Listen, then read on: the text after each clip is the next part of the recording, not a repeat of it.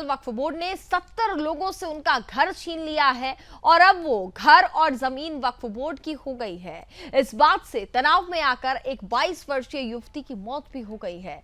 आपको बता दें कि राजस्थान वक्फ बोर्ड ने मस्जिद नगा मियां की कमेटी के साथ मिलकर एक दमनकारी नीति अपनाई है, जिसके तहत रामगंज इलाके के घोसियों के रास्ते पर मस्जिद के पास बसे 70 लोगों को उनके घरों से बेदखल कर दिया गया। दरअसल रामगंज इलाके में घोसियों के रास्ते के अंदर नगा मियां की मस्जिद मौजूद है। मस्जिद परिसर के आसपास 510 गज की जमीन पर 70 लोग 300 सालों से रह रहे थे, जिनका केस मस्जिद कमेटी से चल रहा था और वो लोग अब केस हार गए हैं, जिसके बाद वक्फ बोर्ड ने परिवार से मकान खाली कराकर मस्जिद कमेटी को दे दिया। वक्फ बोर्ड की इस दमनकारी नीति के चलते परिवार में 22 साल की युवती की मौत हो गई। अपना घर खोने की वजह से वो डिप्रेशन में आ गई थी। उसके बाद घर के लोग परेशान होकर मस्जिद के बाहर अपना घर वापस मांगने के लिए प्रदर्शन कर रहे हैं।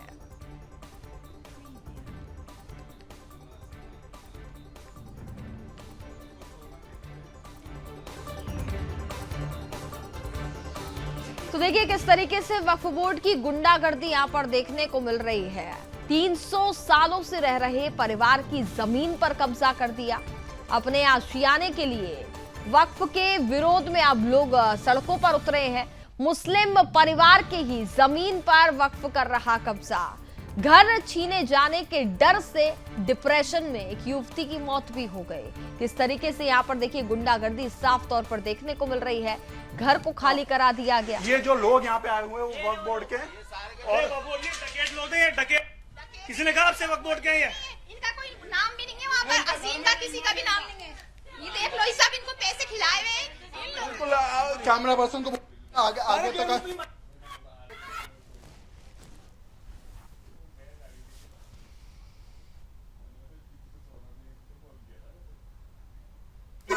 ऊपर छतरी हुई है। आप मुझे बताइए पूरे जयपुर में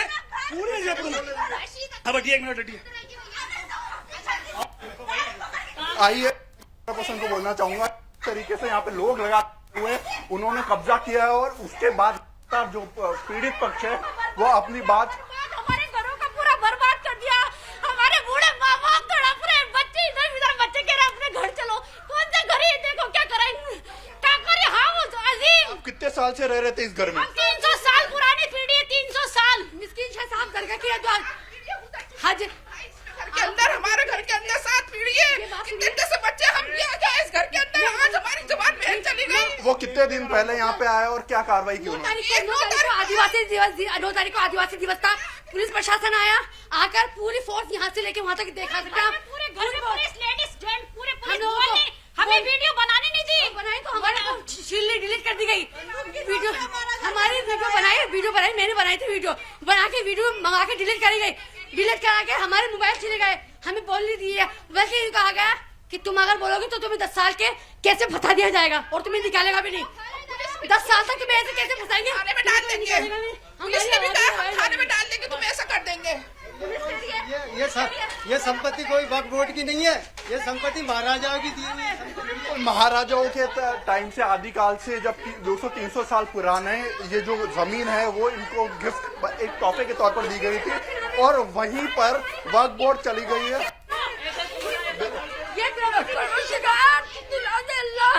इन हरामियों ने हमें बर्बाद करके रख दिया। आपको वक्त गई थी हमारे खानदान के। मैं बताऊंगी छोटे छोटे बच्चे। मैं अभी बाहर गई थी। बाहर अजीम भाई, एक हाफिज शकील और जो भी लोग हैं अजीम, जितने भी लोग हैं, मैं अभी बाहर गई थी। बाहर वक्फ बोर्ड के वक्फ बोर्ड का कोई नहीं है भाई। इन लोगों ने मोहल्ले वाले इन लोगों ने अपनी कमेटी खुद बनाई है और इन लोगों का वक्फ बोर्ड में कोई नाम नहीं है कमेटी मेंबर। 1 साल से वो रद्द हो चुका है और ये लोग अपने इन्होंने पैसा इन लोगों ने इकट्ठा।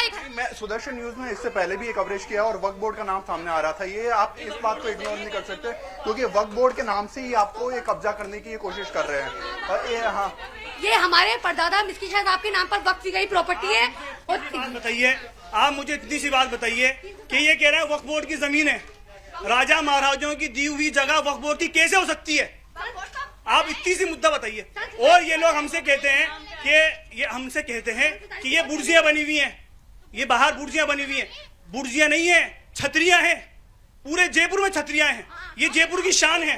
छतरिया कहीं ना कहीं एक बात की निशानी है कि जो हमारे पहले महाराजाओं का जो गढ़ हुआ करता था वो छतरिया लगाया करते थे, और ये कहीं ना कहीं क्लियर कट ये बताता है कि वो वक्फ बोर्ड की जमीन नहीं है। और वो सीधे मैं और बाहर भी आपको ले जाना चाहूंगा, कैमरा पर्सन को मैं बोलूंगा कि साथ में चले। ये आप किस तरीके से लगातार बिल्कुल ध्वस्त किया गया है, और लगातार यहाँ पर जो पीड़ित हैं, पीड़ित घर के लोग यहाँ पर परेशान, हताश हैं। बिल्कुल बिल्कुल ओके ये बिल्कुल ध्वस्त कर दिया गया है पूरी जमीन। और यहाँ पे जानना चाहूंगा कि यहाँ कितने लोग रहते थे। 70 लोग हैं। यहाँ आपको मैं बताना चाहूंगा कि 70 लोग रहते थे, और आप ये देख सकते हैं कि एक निशानी आपको ऐसी छतरियां मिल जाएंगी। या तो पूरे जयपुर मस्जिद है, अगर ये बुर्जियां हैं, आप मुझे इतना सा बताइए, अगर ये बुर्जियां हैं तो पूरा जयपुर मस्जिद है, और अगर ये बुर्जियां नहीं है तो राजा की जगह है, ये राजा की दी हुई जगह है।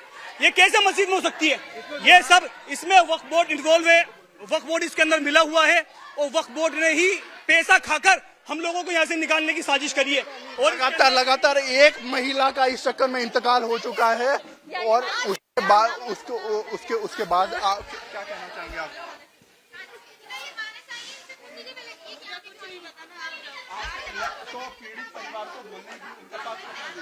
हमारे तित्ते से मच्छी मासूम हमारा बेघर कर दिया भाई, हमारे को, हमारा गरीबों के ऊपर हमारा कोई घर नहीं है। हम लाचार है, बेबस है, कहाँ जाए हम, कहाँ जाए ये बताओ, हम कहाँ जाए भाई, हम कहाँ जाए? इन्होंने मस्जिद की आड़ में खुद की इनकम बनाने के लिए इतना बड़ा घर बना लिया भाई।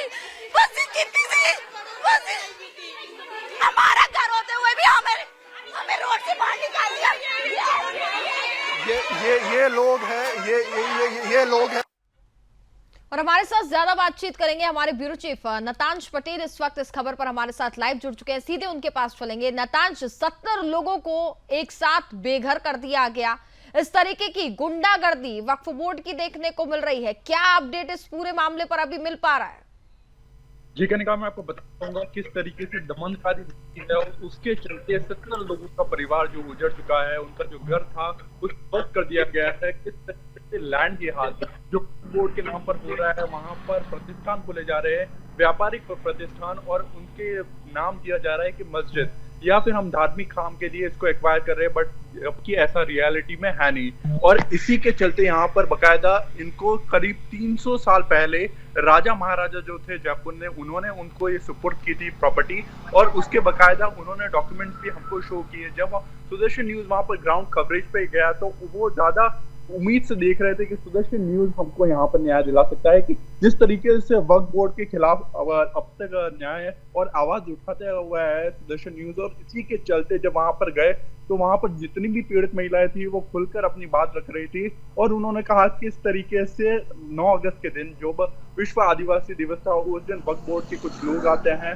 बकायदा उसमें पुलिस प्रशासन की भी मिलीभगत थी, ऐसा कहा गया, और पुलिस प्रशासन ने भी यहाँ पर पैसे खाए ऐसे आरोप जो पीड़ित परिवार है उसने लगाए थे। तो इससे साफ होता है कि किस तरीके से जो पीड़ित परिवार है, उनकी जो महिला थी वो 22 साल की युवती थी, उसका भी इंतकाल या फिर मौत हो चुकी है, और उसकी भी एक प्रमुख वजह जो सामने आ रही है वो है जिस तरीके से वक्फ बोर्ड ने उनके घर को कब्जा कर लिया। उसके बाद से वो डिप्रेशन में चली गई और उनकी बीपी हाई हो गई थी। बकायदा उस दौरान वो प्रेग्नेंट भी थी, उन्होंने बच्चे को डिलीवर किया, और बच्चे को डिलीवर करने के बाद मात्र 1 दिन का वो बच्चा था और उसके बाद उनकी मौत हो जाती है।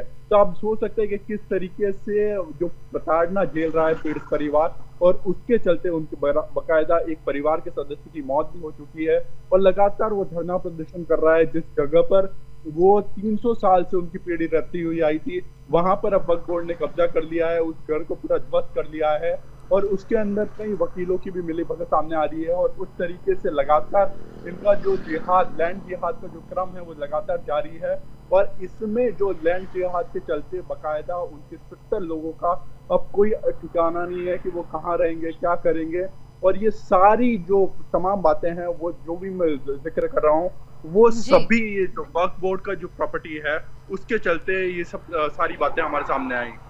बिल्कुल नताश, देखिए ये साफ तौर पर एग्जाम्पल यहाँ पर देखने को मिल रहा है, क्योंकि जिस तरीके से वक्फ बोर्ड के 40 संशोधन यहाँ पर करने की बात की जा रही थी, जिसको लेकर के बिल भी लाया जा रहा है, और इसी के चलते कहीं ना कहीं जो ये घटनाएं घट रही हैं देश में, वक्फ बोर्ड की जो ये गुंडागर्दी है, इसी के चलते ये संशोधनों की बात भी यहाँ पर की जा रही थी। ये एग्जाम्पल हम देख सकते हैं नतांश। बिल्कुल, ये वक्फ बोर्ड का जिस तरीके से दमनकारी नीति है और उसके लिए संशोधन कितने जरूरी हो जाते हैं, अमेंडमेंट, इसकी एक बेहतर मिसाल हमें यहाँ पर जयपुर में देखने को मिल सकती है, जहां पर ऐसा कहा जाता है कि वक्फ बोर्ड मुस्लिम के हितों के लिए स्थापित किया गया है, लेकिन यहाँ पर मुस्लिम ही वक्फ बोर्ड से परेशान है। क्यों? क्योंकि वक्फ बोर्ड के नाम पर यहाँ पर इलीगल जो भी बिजनेसेस है वो ऑपरेट हो रहे हैं, यहाँ पर धंधे ऑपरेट हो रहे हैं, यहाँ पर व्यापारिक प्रतिष्ठान खोले जाते हैं, किराए पे दे दी जाती है बिल्डिंग, और उन सब का नाम दिया जाता है कि मस्जिद या फिर हम किसी धार्मिक कार्य के लिए इसको यूज करेंगे, बट रियलिटी में ऐसा कुछ होता नहीं है। बकायदा यहाँ पर जो 70 लोगों का जो परिवार है वो जिस घर में रह रहा था, क्योंकि हमने जब ग्राउंड पे गए थे उसके बाद पूरी अच्छे से उसकी रेकी की, काफी आलीशान और काफी बड़ा स्पेशियस उसका वो पूरा कैंपस है, और वहां पर 70 लोग बिल्कुल घर से हटा दिए गए हैं, और लगातार पुलिस प्रशासन भी उन पर दबाव बना रहा है। हालांकि हाईकोर्ट का आदेश आया था, उसके अंदर जो पीड़ित परिवार है वो हार चुका था, उसके बाद ये कार्रवाई हुई है। लेकिन इससे ये बात सामने आती है कि किस तरीके से वक्फ बोर्ड जो मुस्लिम के हितों के लिए कहा जाता है, बाकायदा उन्होंने ये भी कहा था कि हमने मुस्लिम विधायक को वोट किया था, लेकिन मुस्लिम विधायक भी अब हमारे समर्थन में नहीं है, ना वो हमारे बचाव के लिए आ रहे हैं। तो उससे ये भी सामने होता है कि चाहे वो विधायक हो, चाहे उनकी जाति का हो, वो केवल अपना जो फायदा है वो देख रहे हैं, और ना अपने जो कौम के लोग हैं उनकी मदद के लिए भी वहाँ सामने नहीं आ रहा है। हालांकि सुदर्शन न्यूज वहाँ पे गया था, और उसके बाद जितनी भी आप बीती थी, जो पीड़ित महिला थे उसमें बकायदा एक महिला की तो मौत भी हो चुकी थी, उन सभी ने हमको ये बताया कि किस तरीके से ये उनका जो दमनकारी नीति है वक्फ बोर्ड की, उसके चलते ये पूरा हादसा जो उनके सामने आया। कोलकाता मामले में 4 ट्रेनी डॉक्टर से सीबीआई पूछताछ कर रही है। आपको बता दें कि सीबीआई ऑफिस में ट्रेनी डॉक्टर से पूछताछ चल रही है। बंगाल से लेकर दिल्ली तक विरोध प्रदर्शन लगातार जारी है। पीड़ित के परिजनों से भी सीबीआई ने मुलाकात की है। अब तक 5 डॉक्टर सहित 9 लोगों से पूछताछ की जा चुकी है। आईएमए ने भी हड़ताल की घोषणा कर दी है। ये बड़ी जानकारी हम आपको दे रहे हैं। कोलकाता में RG Kar medical college and hospital के सेमिनार हॉल से पिछले सप्ताह शुक्रवार की सुबह जूनियर डॉक्टर का शव बरामद किया गया था। 7 दिनों के भीतर घटना में नया मोड़ ले लिया है। मेडिकल कॉलेज के प्रिंसिपल को हटाया जा चुका है। न्याय की मांग पर महिलाएं सड़क पर उतरी हैं। कोलकाता के साथ साथ देश भर के डॉक्टर्स ने अनिश्चितकालीन हड़ताल का आह्वान किया है। आरजीकर मेडिकल कॉलेज में जूनियर डॉक्टर की हत्या और रेप के खिलाफ डॉक्टर विरोध प्रदर्शन कर रहे हैं। वहीं इंडियन मेडिकल एसोसिएशन ने भी इस मामले को लेकर के आज से देश भर में हड़ताल करने की घोषणा कर दी है। साथ ही आपको बता दें कि सुबह 6 बजे से लेकर रविवार यानी कि 18 अगस्त को सुबह 6 बजे तक 24 घंटे के लिए डॉक्टर्स की देशव्यापी सेवा बंद करने की घोषणा की है। सभी आवश्यक सेवाएं जारी रहेंगी। आपातकालीन विभाग में कर्मचारी मौजूद रहेंगे। नियमित ओपीडी नहीं चलेंगी और वैकल्पिक सर्जरी नहीं की जाएगी। ये फैसला उन सभी पर लागू होगा जहां आधुनिक चिकित्सा के डॉक्टर सेवा दे रहे हैं। वहीं आपको बता दें कि लगातार देश भर में इसको लेकर के साफ तौर पर आक्रोश देखने को मिल रहा है। साथ ही सरकार से सेंट्रल प्रोटेक्शन एक्ट को तुरंत लागू करने की मांग की जा रही है। बीती रात मेडिकल कॉलेज में हिंसा और तोड़फोड़ को लेकर भी आईएमए प्रदर्शन करेगा।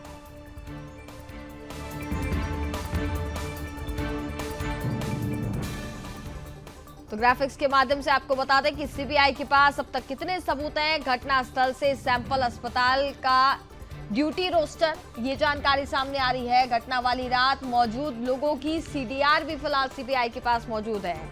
इसके साथ ही आपको बता दें कि सीबीआई ने किस किस से अभी तक पूछताछ की है। मेडिसिन डिपार्टमेंट के एचओडी से पूछताछ हुई है। चेस्ट डिपार्टमेंट के हेड, उनसे भी पूछताछ की गई है। 5 डॉक्टर्स और मेडिकल कॉलेज के छात्रों से पूछताछ हुई है। ताला पुलिस स्टेशन के इंचार्ज से पूछताछ की गई है। पूर्व सुपरिटेंडेंट और मेडिकल कॉलेज के प्रिंसिपल से भी पूछताछ की गई है।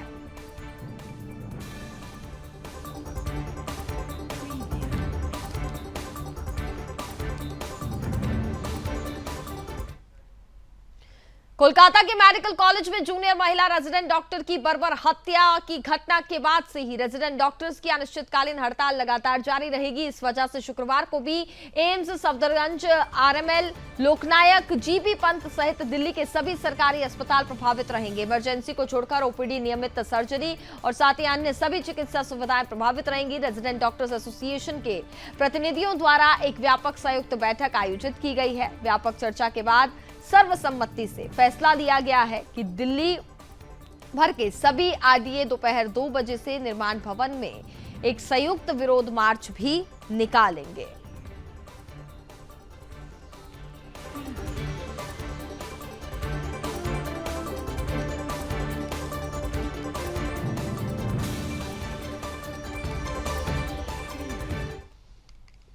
खबरों में आगे बढ़ेंगे, बात कर लेते हैं जम्मू कश्मीर में चुनाव से पहले एक बड़ा फेरबदल हुआ है। आपको बता दें कि 89 ऐसे अधिकारी हैं जिनके तबादले कर दिए गए हैं। बड़े पैमाने पर अधिकारियों के तबादले हुए हैं। आपको बता दें कि आज इलेक्शन कमीशन चुनाव की तारीखों का ऐलान कर सकता है और उससे पहले ये बड़ा फेरबदल जम्मू कश्मीर में देखने को मिला है, जिसमें ऐसे कि 89 अधिकारी हैं जिनके तबादले फिलहाल कर दिए गए हैं।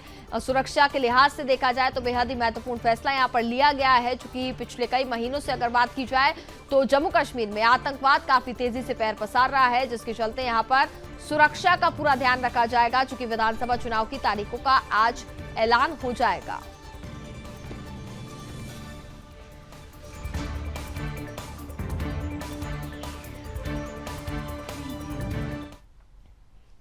जम्मू कश्मीर में बड़ी हलचल के बाद आज सब कुछ साफ होने वाला है। दरअसल खबर है कि आज जम्मू कश्मीर में विधानसभा चुनाव की तारीखों का ऐलान हो सकता है। चुनाव आयोग दोपहर 3 बजे प्रेस कॉन्फ्रेंस करेगा। इसके अलावा आज हरियाणा विधानसभा चुनाव के लिए भी तारीखों का ऐलान होगा। आपको बता दें कि धारा 370 हटने के बाद पहली बार जम्मू कश्मीर में विधानसभा चुनाव होंगे। हाल ही में मुख्य चुनाव आयुक्त राजीव कुमार ने जम्मू अधिकारियों के साथ इस संबंध में मीटिंग भी की थी। 2019 में धारा 370 खत्म कर दिए जाने के बाद जम्मू कश्मीर को केंद्र शासित क्षेत्र बना दिया गया था। तभी से वहां के राजनीतिक दल लगातार राज्य का दर्जा वापस दिए जाने की मांग कर रहे थे। सरकार की तरफ से बार बार यही कहा जा रहा था कि पहले चुनाव होंगे और उसके बाद ही राज्य का दर्जा वापस मिलेगा। चुनाव आयोग के सूत्रों की माने तो केंद्र शासित प्रदेश जम्मू कश्मीर में 3 से 4 चरणों में मतदान कराए जा सकते हैं। सितंबर में मतदान की प्रक्रिया पूरी कराई जा सकती है, कराकर इसी महीने के अंत में ही, यानी कि सितंबर महीने के अंत में ही चुनाव नतीजों का ऐलान भी किया जा सकता है। चुनाव आयोग के उच्च पदस्थ सूत्रों के मुताबिक जम्मू और कश्मीर केंद्र शासित प्रदेश में चुनाव संपन्न कराने की राह में सबसे बड़ी चुनौती सुरक्षा व्यवस्था है। हाल ही के दिनों में अचानक बड़ी आतंकवादी घटनाओं ने प्रशासन की चिंता बढ़ा दी है। इसका असर चुनावी कार्यक्रम पर भी देखने को मिल सकता है।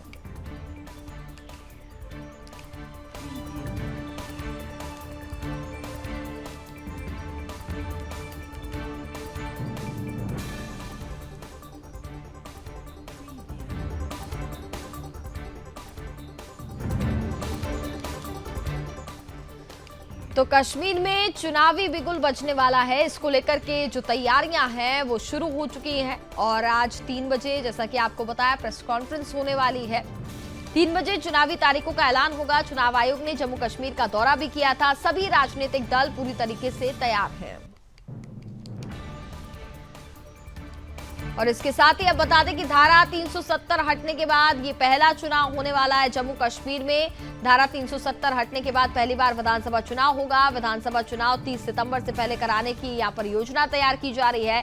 ये समय सीमा सुप्रीम कोर्ट ने तय की है। सुरक्षा के व्यापक इंतजाम किए जाएंगे और 5 से 7 फेज में चुनाव हो सकता है।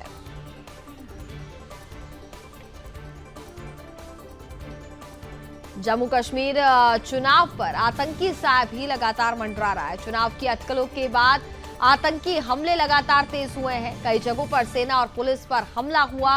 हमले में कई जवान बलिदान हो गए। सेना ने कई आतंकियों को जहन्नुम भी पहुंचाया है। चुनाव की सुरक्षा में बड़ी यहाँ पर एक चुनौती बना हुआ है।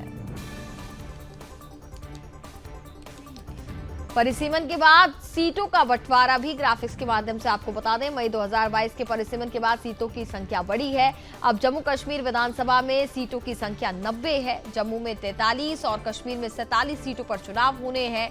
2014 में 87 विधानसभा सीटों पर चुनाव हुए थे और जम्मू में जिसमें कि 37 और कश्मीर में 46 सीटों पर चुनाव हुआ था, जिसमें 6 सीटें लद्दाख की थी।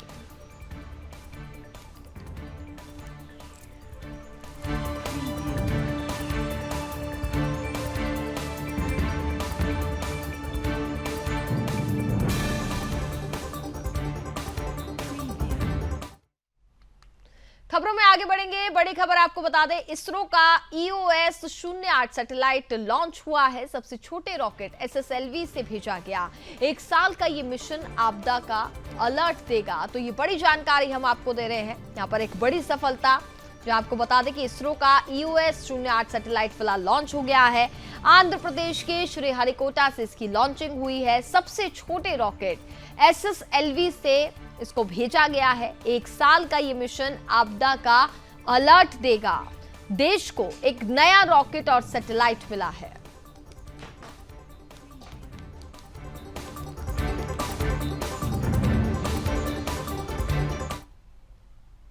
और इसी के साथ फिलहाल इस बुलेटिन में बस इतना ही। आप देखते रहिए सुदर्शन न्यूज। जय हिंद।